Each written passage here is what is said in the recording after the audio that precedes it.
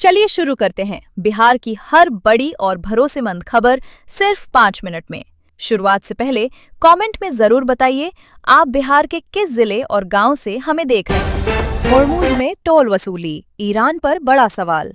अब बात अंतर्राष्ट्रीय हालात की एक बड़ी खबर।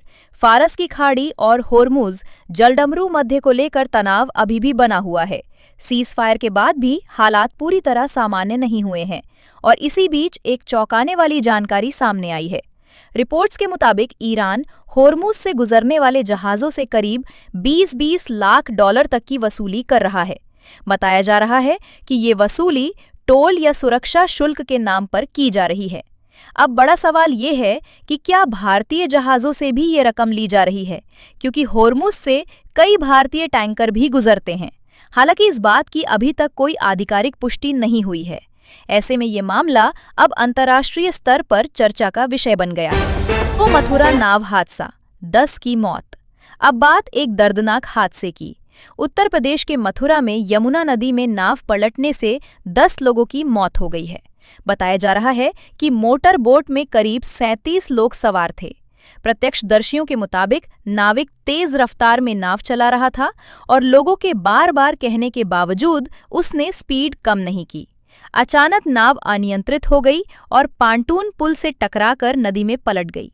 घटना के बाद मौके पर अफरा तफरी मच गई और तुरंत बचाव अभियान शुरू किया गया।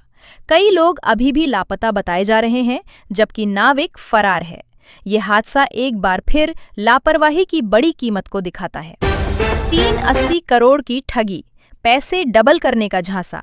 अब बात बिहार के गोपालगंज से एक बड़े घोटाले की। यहाँ एक कंपनी ने निवेश के नाम पर करीब 200 लोगों को ठगी का शिकार बना लिया। कंपनी ने दावा किया था कि 20 महीने में पैसा दोगुना कर दिया जाएगा।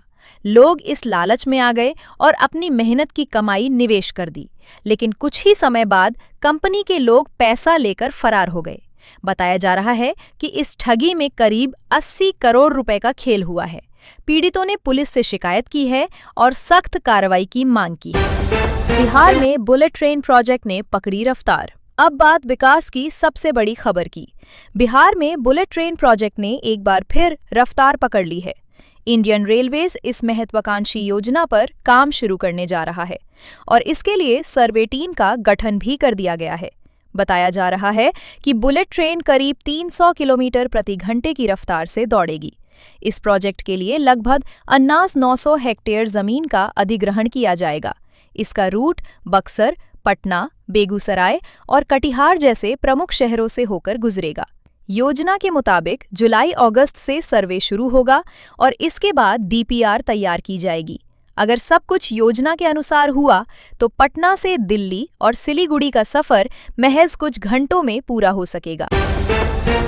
बिहार की राजनीति में बयानबाजी तेज। अब बात बिहार की सियासत की। जदयू नेता संजय झा का एक बड़ा बयान सामने आया है। उन्होंने कहा है कि प्रधानमंत्री हमेशा नीतीश कुमार का सम्मान करते हैं, चाहे वे साथ हों या नहीं। संजय झा के मुताबिक प्रधानमंत्री के शब्दों में ये सम्मान साफ नजर आता है। उन्होंने कहा कि पीएम ने नीतीश कुमार के पूरे राजनीतिक जीवन को देखते हुए ही उन्हें शुभकामनाएं दी हैं। वहीं नेता प्रतिपक्ष तेजस्वी यादव के बयान पर भी संजय झा ने पलटवार किया। उन्होंने कहा कि जनता पहले ही बता चुकी है कि तेजस्वी यादव की राजनीतिक स्थिति क्या है। इस बयान के बाद बिहार की राजनीति में एक बार फिर सियासी गर्मी बढ़ गई है। बनारस कोलकाता स्पेशल ट्रेन का ऐलान। अब बात यात्रियों के लिए राहत भरी खबर की। गर्मी के मौसम में बढ़ती भीड़ को देखते हुए रेलवे ने बड़ा फैसला लिया है। बनारस से कोलकाता के बीच स्पेशल ट्रेन चलाई जाएगी।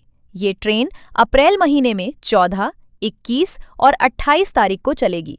ट्रेन सुबह 10:45 बजे बनारस से रवाना होगी और दोपहर 3:10 बजे छपरा पहुंचेगी।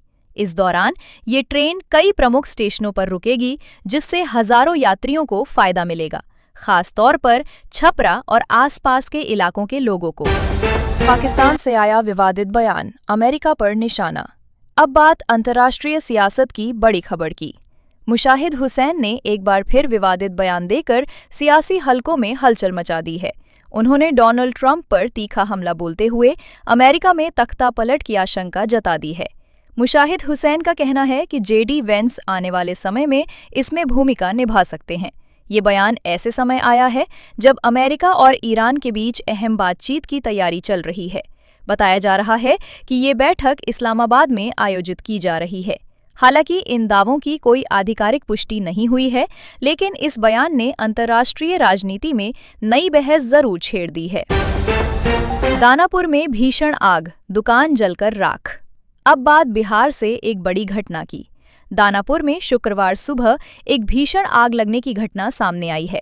विजय सिंह यादव पथ स्थित त्रिभुवन मोड़ के पास एक श्रृंगार की दुकान आग की चपेट में आ गई। स्थानीय लोगों ने बताया कि दुकान से अचानक तेज लपटे और धुएं का गुबार उठने लगा। देखते ही देखते आग ने विकराल रूप ले लिया और पूरी दुकान जलकर राख हो गई। सूचना मिलते ही दमकल विभाग मौके पर पहुंचा। 5 गाड़ियों ने करीब 1 घंटे की मशक्कत के बाद आग पर काबू पाया। दुकानदार अमित कुमार ने लाखों रुपए के नुकसान का अनुमान जताया है। शुरुआती जांच में शॉर्ट सर्किट को आग लगने की वजह माना जा रहा है। हालांकि पुलिस मामले की जांच में जुटी है।